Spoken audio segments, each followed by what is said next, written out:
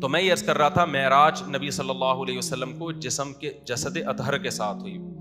یہ اللہ کی طرف سے ایک معجزہ تھا. آپ صلی اللہ علیہ وسلم بیت المقدس میں گئے. معراج میں کیا کیا حکمتیں تھیں؟ سب سے بڑی حکمت یہ تھی کہ اللہ نے محمد صلی اللہ علیہ وسلم کو سب سے آخر میں بھیجا لیکن بنایا سب سے افضل.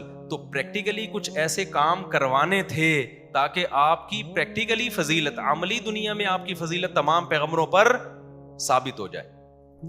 تو سب سے پہلا اللہ نے اپنے قریب بہت کیا، 7ویں آسمان پہ لے گئے تاکہ رسول اللہ صلی اللہ علیہ وسلم کا اللہ کے ساتھ قرب زیادہ ہو جائے. نمبر 2، نبی صلی اللہ علیہ وسلم کو یہ فضیلت کہ آپ نے مسجد حرام میں نماز پڑھائی، آپ کو یہ فضیلت مسجد نبوی میں نماز پڑھائی.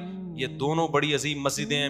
لیکن ایک اور اسلام میں بہت عظیم مسجد ہے جہاں ہزاروں پیغمبر آئے، وہاں بہت سارے پیغمبروں کا قبلہ تھا وہ مسجد، جہاں موسیٰ علیہ السلام آئے، جہاں عیسیٰ علیہ السلام آئے، ابراہیم علیہ السلام بھی گئے وہاں پہ، سلیمان علیہ السلام، داؤد علیہ السلام. تو یہ سارے پیغمبر تو اصل میں یہودیوں اور عیسائیوں کے نہیں ہیں، اصل میں یہ کس کے ہیں؟ ہمارے. اصل میں تو ہم ان کی تعلیم پر عمل کرتے ہیں. یہود و نصارہ نے تو ان کا نام استعمال کیا ہے، ان کی تعلیمات پہ عمل نہیں کیا. ایک ٹرین میں نا ایک انگریز تھا، بر صغیر کا واقعہ ہے. تو اس نے ایک مولوی صاحب کو دیکھا، تم نے داڑھی دیکھی کہ تم نے کیسی صورت بنائی ہوئی؟ انہوں نے کہا جیسے ایسی بنائی جیسے تمہارے پیغمبر عیسیٰ علیہ السلام کی تھی. وہ بیچارہ لاجواب ہو گیا کہ یار ہمارے پیغمبر کو فالو کون کرتا ہے؟ فالو تو یہ لوگ کر رہے ہیں. تو قرآن کہتا ہے النبی اولا بالمؤمنین من، وہ قرآن کہتا ہے کہ ان اول الناس بابراہیم للذین اتبعوہ وہذا النبی، ابراہیم کے قریب یہ نبی ہیں اور جو ان نبی کو فالو کر رہے ہیں. یہود و نصارہ دعویٰ کرتے ہیں ہم ابراہیم علیہ السلام کو مانتے ہیں، وہ ہمارے پیغمبر ہیں. قرآن کہہ رہے اصل میں وہ کس کے پیغمبر ہیں؟ مسلمانوں کے. کیونکہ ان کی تعلیمات کو کون فالو کر رہا ہے؟ مسلمان فالو کر رہے ہیں. کیونکہ ابراہیم شرک نہیں کرتے تھے، وہ کسی مخلوق کو اللہ کا بیٹا نہیں کہتے تھے. تو اب چونکہ وہ بیت المقدس بھی بہت عظیم مسجد ہے، نبی نے فرمایا جس نے مسجد حرام میں نماز پڑھی 1,00,000 نمازوں کا ثواب، مسجد اقصی میں نماز پڑھی 50,000 نمازوں کا ثواب، اور مسجد نبوی میں نماز پڑھی 1,000 نمازوں کا ثواب. تو مسجد اقصی کی بڑی فضیلت ہے، وہاں بہت سارے پیغمبر مدفون ہیں، دفن ہے وہاں پہ. تو اللہ یہ چاہتے تھے کہ اپنے حبیب صلی اللہ علیہ وسلم کو اس فضیلت سے محروم نہ کریں. اچھا، اس میں حکمت یہ تھی کہ نبی کی فضیلت میں بھی اضافہ ہو جائے کہ آپ مسجد اقصی میں بھی نماز پڑھیں اور مسجد اقصی کی فضیلت بھی اور زیادہ بڑھ جائے. اب ہم اگر مسجد اقصی جائیں تو ہمارے ذہن میں خلش رہے گی، بھائی یہاں موسیٰ کلیم اللہ آئے، بھائی یہاں یوسف علیہ السلام آئے، بھائی یہاں ابراہیم علیہ السلام آئے، بھائی یہاں پر داؤد علیہ السلام آئے، سلیمان علیہ السلام آئے، اور پتہ نہیں کتنے پیغمبر آئے، عیسیٰ علیہ السلام آئے، لیکن محمد صلی اللہ علیہ وسلم یہاں نہیں آئے. تو اللہ نے مسجد اقصی کی فضیلت کو 4 چاند لگانے کے لیے سید الانبیاء آخری پیغمبر کو بھی مسجد اقصی میں بھیج دیا. آپ وہاں جا کے نماز پڑھیں تاکہ مسجد اقصی کی فضیلت بھی بڑھ جائے. علماء جب وہ لوکیشن بتاتے ہیں یہاں نبی آئے تھے، یہاں آپ نے امامت کی، ایک بات. دوسری حکمت کیا تھی؟ صحیح بخاری کی حدیث، صحیح مسلم کی حدیث کہ تمام پیغمبروں کی ہمارے نبی صلی اللہ علیہ وسلم نے مسجد اقصی میں امامت کی ہے. اللہ نے تمام پیغمبروں کو جمع کر دیا، تمام پیغمبروں کو جمع کر دیا، سارے پیغمبر اکٹھے ہوئے وہاں پہ. اس میں بھی کیا مقصد تھا کہ ہمارے نبی صلی اللہ علیہ وسلم کی فضیلت کو ثابت، کیونکہ جو سب سے افضل ہوتا ہے اس کو امام بنایا جاتا ہے. ایک عالم ایک علمی نقطے کی بات کرتے تھے کہ دیکھو حدیث سے یہ بات ثابت ہے کہ سورہ فاتحہ صرف نبی پہ نازل ہوئی ہے. اس سے پتہ چلتا ہے کہ دوسرے پیغمبروں کو شاید سورہ فاتحہ نہ آتی ہو.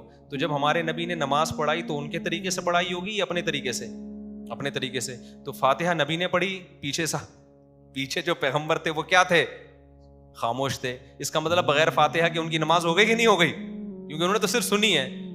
تو یہ امام حنیفہ کا موقف ہے، امام فاتحہ پڑھے گا، پبلک سنے گی تو نماز ہو جائے گی. لیکن یہ کوئی اتنی بڑی دلیل نہیں ہے کہ اس کو آپ مناظروں میں چیلنج کرنا شروع کر دیں. اصل دلائل ہمارے وہ حدیث ہے من کان لہ امام فقراءۃ الامام لہ قراءۃ. صحیح حدیث ہے، جس شخص کا کوئی امام ہے تو امام کی قراءت مقتدی کے لیے کافی ہے. دوسری صحیح مسلم کی حدیث ہے, امام کو امام بنایا جاتا ہے تاکہ اس کی اقتدا کی جائے. اذا کبر فکبروا, تکبیر کہے تکبیر کہو. واذا قرأ فانصتوا, جب تلاوت شروع کر دے خاموش ہو جاؤ. واذا قال ولا الضالین, جب ضالین کہے تو آمین کہہ دو. اس سے بھی پتہ چلتا ہے کہ امام اور تو یہ دلائل ہمارے. خیر ہم آگے چلتے ہیں. تو اللہ نے اپنے حبیب صلی اللہ علیہ وسلم کی امامت میں تمام پیغمبروں کو جمع کیا تاکہ عملی طور پر بھی رسول اللہ صلی اللہ علیہ وسلم کی فضیلت ثابت ہو جائے. وہاں سے پھر براق کے ذریعے آپ کو آسمانوں میں لے جایا گیا اور یہ چند سیکنڈ میں یہ کام ہوا ہے. اب یہاں پر جو ملحد لوگ ہیں وہ کہتے ہیں یہ کیسے ممکن ہے. ہم کہتے ہیں جب کائنات نہیں تھی پہلی مرتبہ اللہ نے بنا دی, یہ عقلاً ممکن ہے؟ بھائی وہ دھماکہ ہوا تھا نا بگ بینگ تھیوری, ڈھین کر کے کائنات بن گئی تھی, تو دھماکہ خود بخود کیسے ہو گیا؟ انرجی کہاں سے آئی؟ خدا نے اپنی طاقت سے اتنی انرجی پیدا کر دی جو مادے میں تبدیل ہوئی, اور یا مادہ انرجی میں تبدیل ہوا, جو بھی ہوا وہ تو وہاں بیٹھا ہوا کوئی دیکھ رہا ہوگا تو بتا سکتا ہے کیا ہوا تھا.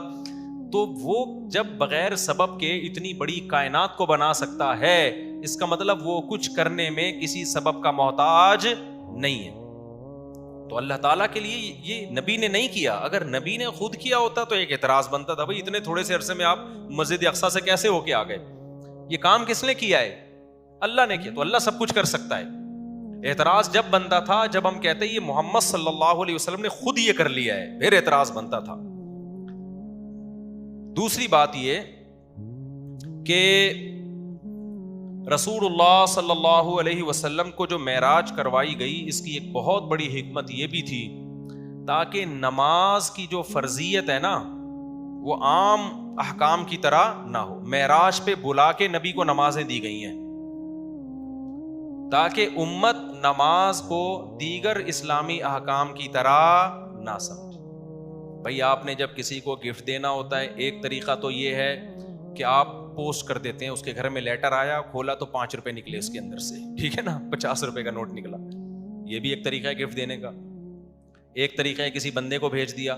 ایک طریقہ ہے آپ کہتے ہیں یار یہ تو میں یہ بڑا گفٹ آپ کو دینا چاہتا ہوں, یہ میں آپ کی دعوت کروں گا, آپ میرے گھر آئیں گے, کھانا کھائیں گے, سیلفیاں لیں گے ہم دونوں مل جل کے, اس کے بعد یہ ڈبہ میری موجودگی میں کھلے گا, گفٹ کا ڈبہ. آپ سمجھ جاؤ گے بیٹا کوئی چھوٹی چیز نہیں. ویسے ہی اگر گفٹ دینے کے لیے بھیج دے تو خالی ڈبہ ہی بھیج دے. وہ جب گھر بلا کے دیا جائے گا تو چھوٹی چیز گفٹ نہیں دی جاتی. تو اللہ نے اپنے حبیب صلی اللہ علیہ وسلم کو اپنے پاس بلا کے نمازوں کا تحفہ دیا. اور کیسے دیا؟ پہلے 50 نمازیں فرض کی. دیکھو اللہ نے کرنی 5 ہی تھیں. لوگ کہتے ہیں اگر راستے میں موسیٰ علیہ السلام سے ملاقات نہ ہوتی تو وہ تو 50 ہو جاتی, ہم تو مر جاتے. اللہ نے 50 دینی نہیں تھی. دینی کتنی تھی؟ 5 ہی دینی تھی, لیکن ایک پروسیس کے تحت دینی تھی.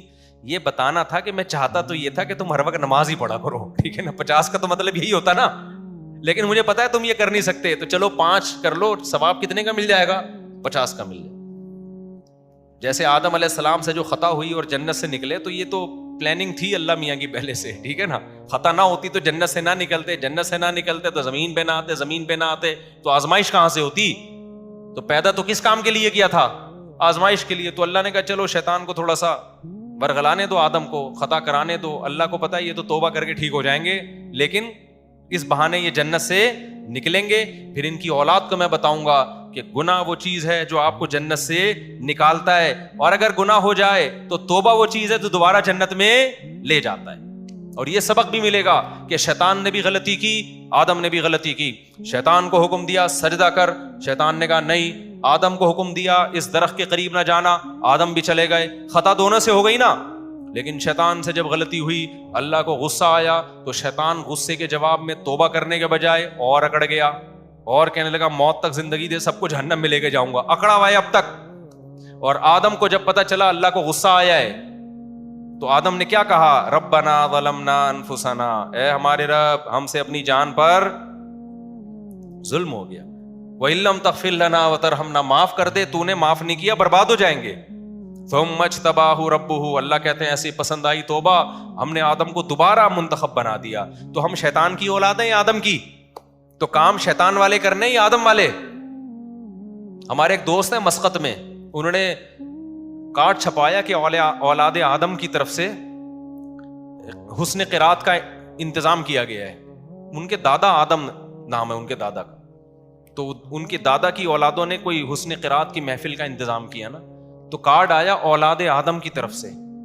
میں حیران کہ یار یہ آدم علیہ السلام کی اولاد تو پوری کائنات ہے, یا کوئی نئے بچے دریافت ہوئے آدم علیہ السلام؟ ہو سکتا ہے کوئی پرانے غار میں سے نکلے ہوں, وہ آدم علیہ السلام کے جو سچی مچی کے قریب کے بچے ہوں, ان کی طرف سے انتظام. میں نے کہا یہ اولاد آدم تو سب لوگ ہی ہیں, تو یہ آپ لوگ کیا؟ انہوں نے کہا ہمارے دادا کا نام تھا آدم.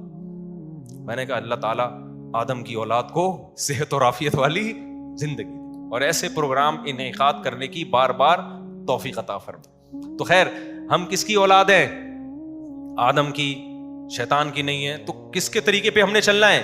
آدم کے. غلطی سے بچنا ہے, ہو جائے تو کیا کرنا ہے؟ گڑ گڑانا ہے اللہ کے ساتھ, اے اللہ معاف کر دے, اے اللہ معاف کر دے, اے اللہ معاف کر دے.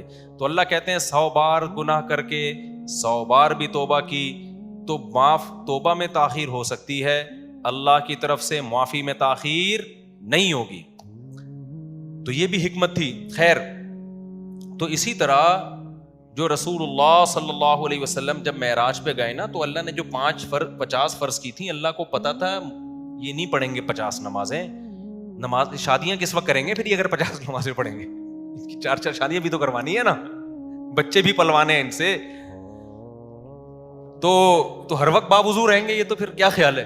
ٹھیک ہے, ان کا تو وضو ہی نہیں ٹوٹے گا کبھی. تو اللہ میاں نے موسیٰ علیہ السلام کے دل میں ڈالا کہ یہ 50 نمازیں لے کر آ رہے ہیں نبی صلی اللہ علیہ وسلم, لیکن حضرت موسیٰ کے دل میں اللہ نے ڈال دیا کہ کیا کرنا؟ اعتراض کرنا.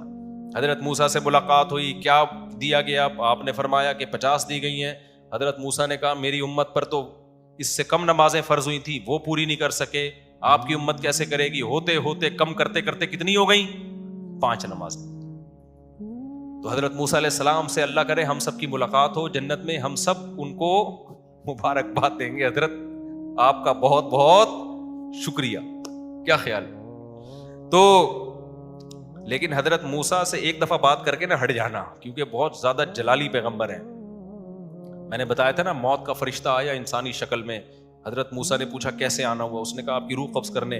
حدیث میں آتا ہے ایک کھینچ کے تھپڑ لگایا, اس کی آنکھ نکل کے گر گئی باہر. ٹھیک ہے, جلال بہت تھا. اپنے بھائی ہارون کی داڑھی پکڑ کے کھینچا تھا نا کہ یہ قوم کیا کر رہی ہے. تو خیر, تو یہ معراج میں بہت ساری حکمتیں تھیں, بہت سارے. پھر رسول اللہ صلی اللہ علیہ وسلم کے اس معجزے کو اللہ نے ثابت بھی کیا. مشرکین نے پوچھا کہ آپ کیسے دعویٰ کرتے ہیں, اگر آپ گئے ہیں تو بتائیں مسجد اقصیٰ کیسی ہے. آپ صلی اللہ علیہ وسلم نے فرمایا کہ مجھے پورے طور پہ, کیونکہ ایک دفعہ جب کوئی شخص ہو کے آتا ہے تو اسے پورا تھوڑی یاد ہوتا ہے کہ کون سا ستون کدھر ہے اور کون سی جگہ کدھر ہے. لیکن مشرکین نے پروپیگنڈا کرنا شروع کر دیا. تو اللہ تعالیٰ نے اپنے حبیب صلی اللہ علیہ وسلم کے سامنے پورا نقشہ کر دیا بیت المقدس کا, اور آپ نے پوری ایک ایک چیز اس کی بتائی. پھر آپ نے ان قافلوں کا بھی بتایا جو راستے میں آ رہے ہیں. وہ قافلے جب پہنچے تو بالکل اس طریقے سے بتایا جس طریقے سے وہ قافلے سفر کر کے آئے ہیں. تو یہ اللہ تعالیٰ نے ایک معجزہ دکھایا, اور اس میں حکمتیں کیا تھیں؟